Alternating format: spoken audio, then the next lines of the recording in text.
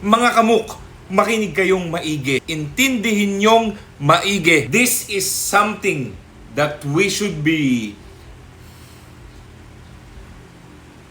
This is something that...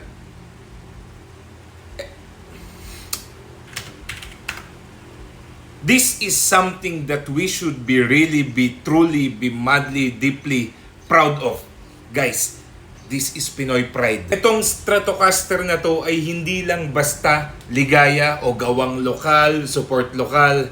No, because this is a collaboration of Pinoy builders. Nandyan po ang Ligaya, North, Montances, Frequency. At higit sa lahat, ito pong gitarang to ay nire-representa ng isa sa ating pinaka-talented na blues player na si Idol Paul Marnie. Para sa mga nakakakilala kay Paul Marnie na napaka-arteng tao, alam nyo naman yung mga ginagamit niyang gitara, hindi lang basta Fender, hindi lang basta Gibson. So ganun po siya ka-arte para gumamit at irepresenta ang gawang lokal. So this is the Ligaya Lightning Kid Paul Marnie Signature Stratocaster. Unang-una sa lahat, hindi ako Strat player. Tele po ang main guitar ko, pero hindi ko alam kung paano i-explain. Basta ang masasabi ko lang mga kamuk, hindi siya yung typical na maingay yung tricycle. Hindi po siya yung typical budget or local brand quality na gitara. And I dare you to test it or see it for yourself. This is, maintindihan nyo naman ako, di ba? So ito po ay built with passion and dedication, no? Hindi basta-basta itong gitarang to. Pero bago ang lahat, ipapakita ko muna sa inyo. So Ligaya Lightning Kid Paul Marnie Signature. Ito po siya, whole body. So quick specs, yung body po na ginamit dito ay alder. Neck, roasted maple, satin finish, stainless frets. And yung kanya pong fretboard ay pure 100% rosewood kung makikita nyo naman. Hindi po yan technical wood or any rosewood eklabush. Bone nut, neck, modern C.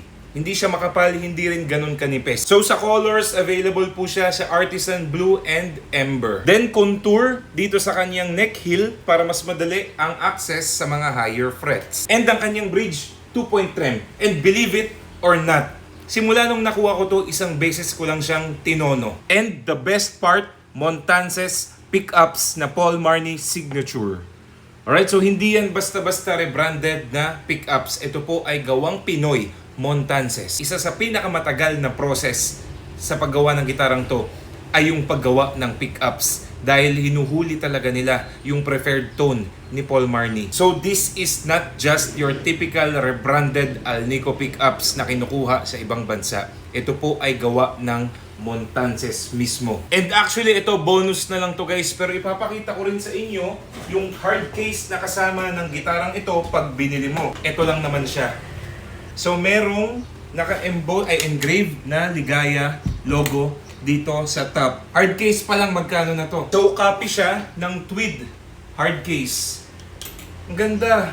Ayan, meron ding emblem dito, Ligaya. And para lang malaman nyo, kada bili nyo ng unit ng Paul Marnie Signature na ito, meron kayong certificate of authenticity. Ito po ang itsura niya pag nakalagay sa case. Hindi nyo ba ikaka-proud yan? At hindi lang yon mga gar. Even the box itself, hindi basta-basta. So ngayon, raw tone test. Clean lang, ha? Para marinig nyo yung natural tone niya. Neck, pick up.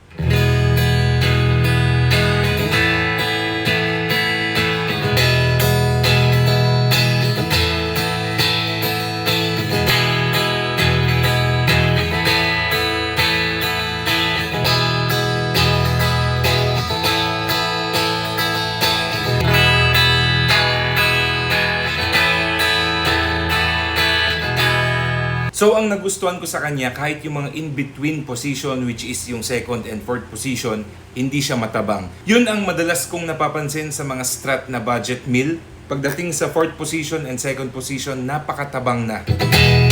Wala nang bite. Pero ito, kung maririnig nyo, second, nandun yung Earth. Ngayon naman, chorus tone, neck pick up.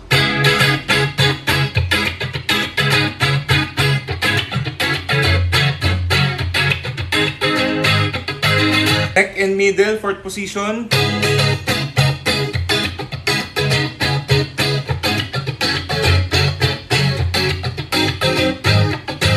Middle pick up.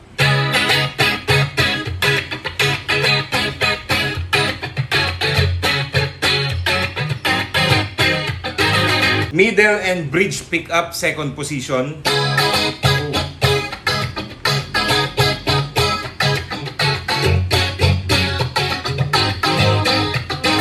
Bridge pick up.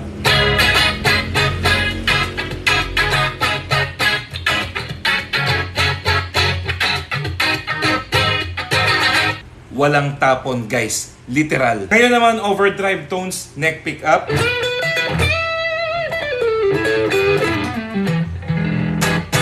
Fourth position.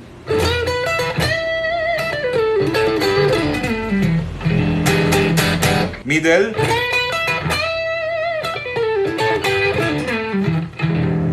Second position.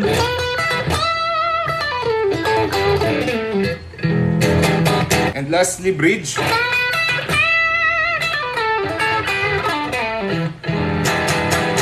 So, sobrang clear, sobrang transparent.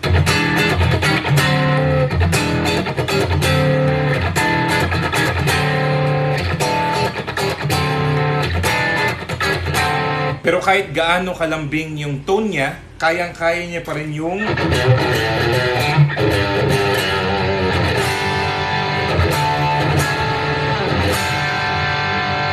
So ito, for tone preference lang, testing natin mag-backing track, ha?